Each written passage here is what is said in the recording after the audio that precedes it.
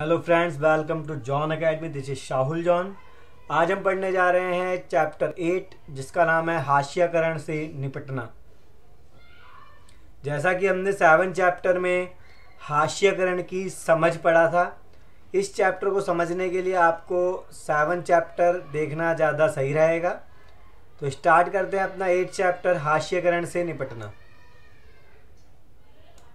मौलिक अधिकारों का उपयोग। फर्स्ट क्या है? मौलिक अधिकारों का उपयोग।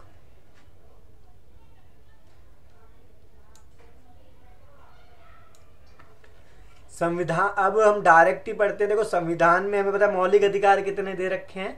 हमारे मौलिक अधिकार 6 हैं और पहले थे हमारे 7 मौलिक अधिकार। मौलिक अधिकारों में से अनुच्छेद 1 जो है अनुच्छेद 17, अनुच्छेद 17 में बताया गया है अस्पृश्यता का अंत, यानी कि छुआछूत के अंत के बारे में, यानी कि कोई भी भेदभाव नहीं कर सकता आपसे। कौन सा अनुच्छेद के तहत? अनुच्छेद 17 यानी कि आर्टिकल 17 के अनुसार अस्पृश्यता या छुआछूत का उन्मूलन किया जा चुका है, यानी कि इसका अंत किया जा चुका है। पहले क्या होता था? भेदभाव होता था। ऊंची जाति नीची जाति के लोगों से भेदभाव किया करती थी, उनको अपने घर में बुलाना पसंद नहीं करती थी। जहाँ जहाँ वो चलते थे वहाँ उनको कई जगहों पे झाड़ू लगाते हुए चलना पड़ता था। जैसा कि आपने पढ़ा होगा अम्बेडकर जी के बारे में, उनके साथ भी बहुत भेदभाव हुआ था। ओम प्रकाश वाल्मीकि जी के साथ भी ऐसा हुआ था। तो संविधान के अनुच्छेद 17 के अनुसार अस्पृश्यता का अंत किया जा चुका है। इसका मतलब यह है कि अब कोई भी व्यक्ति दलितों को पढ़ने, मंदिरों में जाने और सार्वजनिक सुविधाओं का इस्तेमाल करने से नहीं रोक सकता। तो सबसे पहले आपको पता होना चाहिए दलित किसे कहते हैं। दलित उसे कहा जाता है जो एक समय में, यानी कि पहले के समय में कुचले या दबाए गए लोगों द्वारा, यानी कि नीची जाति के लोगों को दलित का दर्जा दिया गया। तो ऐसे लोगों को पढ़ने नहीं दिया जाता था, स्कूलों में, मंदिरों में जाने से मना किया जाता था, उनको सार्वजनिक सुविधाओं का इस्तेमाल करने से उनको रोका जाता था। तो इस अनुच्छेद के अनुसार अब उनसे ऐसा भेदभाव नहीं किया जा सकता है।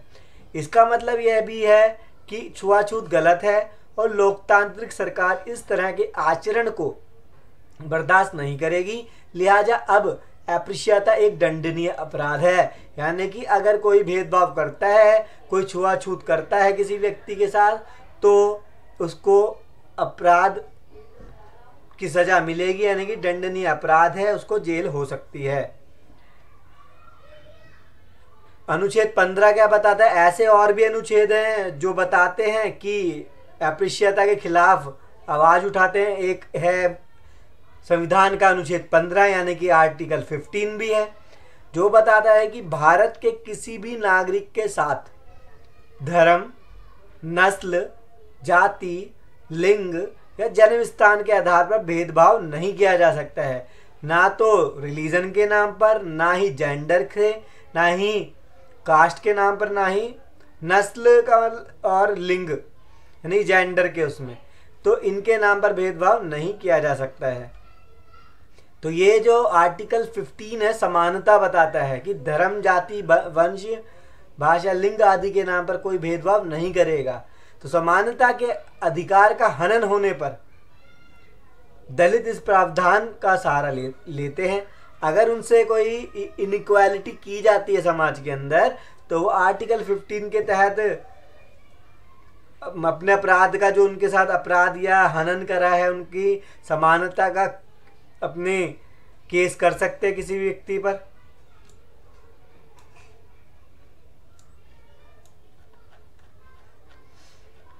हम मेन पॉइंट को पढ़ेंगे जो कि पूरे चैप्टर का निचोड़ है। तो आप इसको देखें। सामाजिक न्याय को प्रोत्साहन। हाशिए तबकों के लिए कानून बना, तो उसमें आता है एक सामाजिक न्याय को प्रोत्साहन। संविधान को लागू करने के लिए राज्य और केंद्र सरकारें जनजातीय आबादी वाले या बाहरी दलित आबादी वाले इलाकों में विशेष प्रकार की योजनाएं लागू करती है। जो भारी दलित आबादी वाले लोग हैं या केंद्र जनजातीय आबादी वाली जगह है, उनके लिए सरकार ने बहुत से योजनाएं लागू की हैं। उदाहरण के लिए कई स्थानों पर दलितों और आदिवासियों को सरकार की ओर से मुफ्त या रियायती दरों पर छात्रावास की सुविधा उपलब्ध कराई गई है, यानी कि फ्री में दे देती है बहुत सी चीज़ें, या बहुत कम दरों पर बहुत कम प्राइस में उनको चीज़ें उपलब्ध करवाई जाती है। स्कॉलरशिप भी दी जाती है उनको, ताकि वे शिक्षा संबंधी सुविधाएं हासिल कर सके जो मुमकिन है उनके अपने इलाकों में उपलब्ध नहीं हो। अच्छी सुविधा उपलब्ध कराती है सरकार उनके लिए, शिक्षा की, खाने पीने की, कम दरों पर कम रेट पर प्रोवाइड करा देती है, खाना शिक्षा फ्री करवा देती है उनके लिए। तो किस लिए करती है? ताकि उनका विकास हो सके आदिवासी समूह का। ठीक है, इतना समझ आ गया होगा आपको। फिर है आरक्षण की व्यवस्था। इसी तरह एक महत्वपूर्ण कानून नीति है। एक आपको आरक्षण का नाम आपने जरूर सुना होगा, रिजर्वेशन या आरक्षण। आरक्षण के जरिए क्या होता है? लोगों को एक सुविधा दी जाती है। कैसे? जो दलित लोग हैं, यह महत्वपूर्ण होने के साथ बेहद विवादास्पद भी है। शिक्षा संस्थानों और सरकारी नौकरियों में दलितों व आदिवासियों के लिए सीटों के आरक्षण का कानून एक महत्वपूर्ण तर्क पर आधारित है। अब शिक्षा संस्थानों यानी कि कॉलेज के अंदर, इंस्टीट्यूट के अंदर, सरकारी नौकरियों में दलित को यानी कि एसटी को, दलित व आदिवासियों एससी को, दलित आते हैं एससी में, आदिवासी आते हैं एसटी में। तो इनको क्या है? सीटों का आरक्षण कर रखा है। अब क्यों, किस बेस पे इनको आरक्षण देते हैं? हमारे जैसे समाज में जहां कुछ तबकों को सदियों तक पढ़ने लिखने और नई निपुणताएं हासिल करने के अवसरों से वंचित रखा गया, वहां लोकतांत्रिक सरकार को इन तबकों की सहायता के लिए ठोस कदम उठाने चाहिए। किस बेस पे? जिनको बहुत पहले समय से पढ़ने लिखने नहीं देते थे, मंदिर में मस्जिद में कहीं जाने नहीं देते थे, तो उनके लिए हमारी लोकतांत्रिक सरकार ने बहुत से अवसर प्रदान करे ताकि वो अपनी स्थिति को सुधार सकें। अब ये जो आरक्षण की जो नीति है, जो आपको बताया गया है, इसमें जो आरक्षण की नीति किस तरह काम करती है, रिजर्वेशन की जो नीति किस तरीके से काम करती है, तो इसमें देखेंगे हम। देश भर की सभी राज्य सरकारों के पास अनुसूचित जातियों यानी कि एससी, अनुसूचित जनजातियों यानी कि एसटी और पिछड़े व अति पिछड़ी जातियों को अपनी अपनी सूचियां हैं। स्टेट गवर्नमेंट यानी कि हर स्टेट की, हर राज्य की सरकारों के पास एससी, एसटी, ओबीसी सबकी अपनी अपनी सूचियां बना रखी है उन्होंने। और इसी तरह की एक सूची केंद्र सरकार यानी कि हमारी सेंट्रल गवर्नमेंट के पास भी है कि कौन कौन लोग दलित हैं, कौन कौन लोग एससी हैं, एसटी हैं, ओबीसी हैं, सबकी डिटेल उनके पास होती है। जो विद्यार्थी शैक्षणिक संस्थानों में दाखिले के लिए, जो उम्मीदवार सरकारी नौकरियों के लिए आवेदन देते हैं, उन्हें जाति और जनजाति प्रमाण पत्र के रूप में अपनी जाति या जनजाति का सबूत देना होता है। जैसे कि जो एससी होते हैं या एसटी होते हैं या ओबीसी होते हैं, उनके पास एक जनजाति प्रमाण पत्र होता है, जिससे पता चलता है कि वो व्यक्ति वाकई में ही एससी है या एसटी है या ओबीसी है। तो वो प्रमाण पत्र उन्हें दिखाना पड़ता है, सर्टिफिकेट उनको दिखाना पड़ता है। तो उनको ठीक है, अगर कोई खास दलित या जाति या जनजाति सरकारी सूची में है, तो उस जाति या जनजाति का उम्मीदवार आरक्षण का लाभ उठा सकता है। अब कोई व्यक्ति है जो एससी, एसटी है, ओबीसी है, तो उसका आरक्षण का लाभ उठा सकता है अगर उसके पास जनजाति प्रमाण पत्र है और वो वाकई में ही वो एसटी, एससी या ओबीसी में आता है। तो इस तरीके से आरक्षण की नीति काम करती है। कैसे? एक सर्टिफिकेट दिखाना होता है जो बनवाया जाता है। इसमें मैं मेन बातों को आपको पढ़ा रहा हूं, आपको वही राइट डाउन करनी है। तो अनुसूचित जाति एवं अनुसूचित अधिनियम 1989, इसमें क्या हुआ? यह कानून 1989 में दलितों तथा अन्य समुदायों की मांगों के जवाब में बनाया गया था। किसके लिए बनाया गया? एसटी, और अन्य समुदायों की एससी और अन्य समुदायों की मांगों के लिए। 1989 में दलितों के लिए, अन्य समुदायों की मांगों के लिए। उस समय सरकार पर इस बात के लिए भारी दबाव पड़ रहा था कि वह दलितों और आदिवासियों के साथ रोजमर्रा होने वाले दुर्व्यवहार और अपमान पर रोक लगाने के लिए ठोस कार्रवाई करे। एससी एसटी के लिए पहले से ही संविधान में लिखा तो पहले से दिया गया था जब संविधान बना था, पर उनके साथ फिर भी भेदभाव होते थे बहुत से जगहों में, चाहे वो गांव हो चाहे शहर हो। बाद में 1989 के समय में उन्होंने आवाज़ उठाई, उनके साथ फिर भी रोज़मर्रा यानी कि डेली के उसमें दुर्व्यवहार यानी कि बुरा व्यवहार लोग कर रहे थे। यूँ तो इस तरह का व्यवहार लंबे समय से चला आ रहा था, जैसे कि आपको पता ही है अम्बेडकर जी के समय से और ओम प्रकाश वाल्मीकि जी के समय से भी वो चला ही आ रहा था व्यवहार। पर 70 के दशक के आखिरी और 80 के दशक में समस्या हिंसक रूप लेने लगी थी। अब लोग लड़ने पर उतारू हो गए थे कि इनके साथ ऐसा क्यों किया जाता है। इस दौरान दक्षिण भारत के कई हिस्सों में अपने हकों का दावा करने वाले बहुत सारे आग्रही दलित संगठन सामने आए। तो दक्षिण भारत में, साउथ इंडिया में बहुत से दलित संगठन सामने आ गए। उन्होंने अपने हकों के लिए पुरजोर आवाज भी उठाई।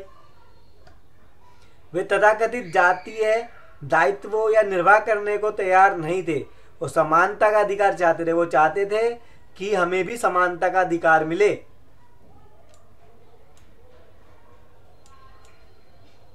उन्होंने इस बात के लिए दबाव बनाया कि नए कानूनों में दलितों के साथ होने वाली विभिन्न प्रकार की हिंसा की सूची बनाई जाए।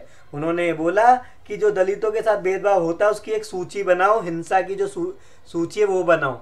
इस तरह के अपराध करने वालों के लिए सख्त सजा का प्रावधान किया जाए, और जो ऐसा करते हैं हमारे साथ दुर्व्यवहार, उनको आपको क्या करना है, सजा देनी है, दंड देना है बड़ा, जिससे वो सुधर जाए और ऐसा ना करें। इसी प्रकार 1970 और 1980 के दशकों में आदिवासियों ने भी खुद को बड़े पैमाने पर संगठित किया। फिर दलितों को देखा आदिवासियों ने, उन्होंने भी ऐसा करा। मतलब आदिवासी तो ने दलितों को देखा नहीं, दलित तो ऐसा कर ही रहे थे। फिर आदिवासियों ने भी 1970-80 के दशकों में आवाज़ उठाई और एक खुद को बड़े पैमाने पर इकट्ठा कर लिया आदिवासियों ने। उन्होंने ना केवल बराबरी के लिए आवाज़ उठाई बल्कि अपनी जमीन व संसाधनों को हासिल करने के लिए भी आंदोलन चलाए। उन्होंने बराबरी के लिए तो आवाज़ उठाई थी, साथ ही बोला उन्होंने जो हमारी ज़मीनें छीनी है, जो जंगल की ज़मीनें थी, जैसा कि आपने चैप्टर 7 में पढ़ा है, वो भी वापस की जाए उनको। इन आदिवासियों को भी ताकतवर सामाजिक गुटों का गुस्सा झेलना पड़ा, उनके साथ भी जमकर हिंसा हुई। और आदिवासियों को भी ताकतवर सामाजिक गुट जो थे उनसे उनका गुस्सा झेलना पड़ा, उनके साथ भी उनकी लड़ाई हुई। फिर क्या हुआ, एक सूची बनी। इसका अब क्या हुआ, एक गवर्नमेंट ने बनाया प्लान। इस पर कानून में कई इस तरह के अपराधों के बीच फर्क किया गया है। कानून बनाया गया इनके लिए, अनुसूचित जाति और जनजाति के लिए, एससी और एसटी के लिए। और वो कौन से कानून थे आप यहाँ देख सकते हैं। इसका मकसद ऐसे लोगों को सजा दिलाना है जो अनुसूचित जाति या अनुसूचित जनजाति यानी कि एससी हो या एसटी के किसी भी व्यक्ति को अखाद्य अथवा गंदा पदार्थ पीने खाने के लिए विवश करते हैं।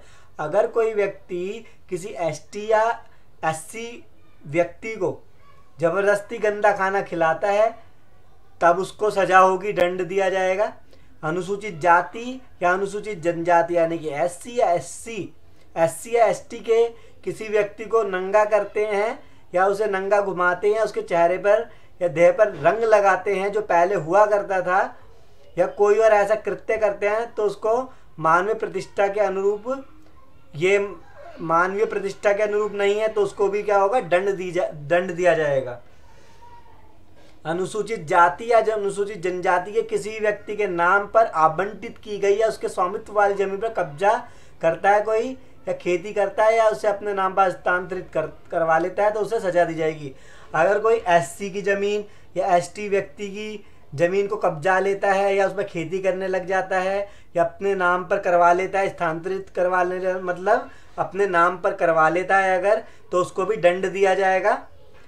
और ऐसे लोगों को दंडित करने की व्यवस्था भी की गई जो अनुसूचित जाति या अनुसूचित जनजाति की किसी महिला को अपमानित करने के लिए उस पर हमला करते हैं। अगर कोई किसी SC ST की औरत पर को अपमानित करता है उनके जाति धर्म के नाम से, जाति के नाम पर, या उसके साथ जोर जबरदस्ती करता है, तब भी क्या होगा, उसको दंड दिया जाएगा उस व्यक्ति को। तो ये है कानून जो SC और ST के लिए बने थे। आपको ये लिख लेना है पॉइंट वाइज।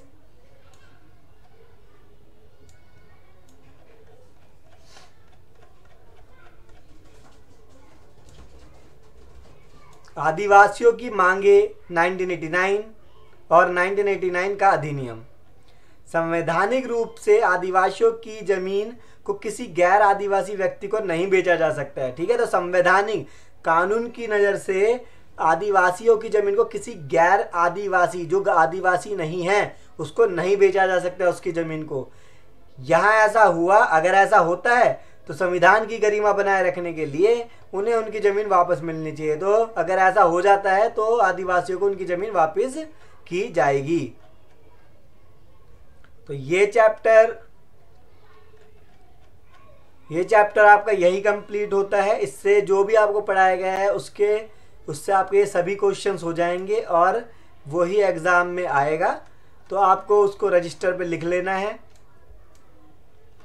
अगर आपको ये वीडियो पसंद आई है तो इस वीडियो को लाइक शेयर करना ना भूलें।